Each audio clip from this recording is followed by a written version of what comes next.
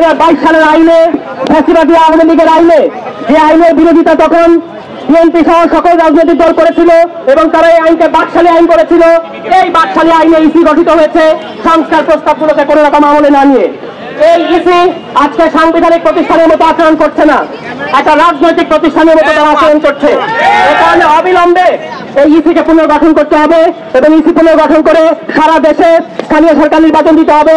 এই দাবিতে জাতীয় নাগরিক পার্টি এনসিপি সারা দেশে বিভিন্ন পর্যায়ে ধারাবাহিকভাবে কর্মসূচি পালন করবে। আমি আমাদের নেতাকর্মীদের ধন্যবাদ জানাচ্ছি। অনতিবিলম্বে স্থানীয় সরকার নির্বাচন দিতে হবে।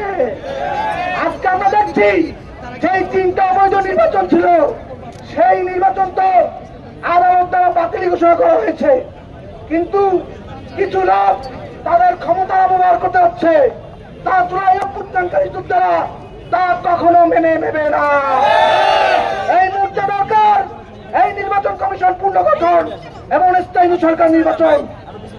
আমাদের এই দাবি রক্ষায় আমরা রাজপথে আছি এবং আমাদের দাবি আদায় না পর্যন্ত আমাদের লড়াই চলবে।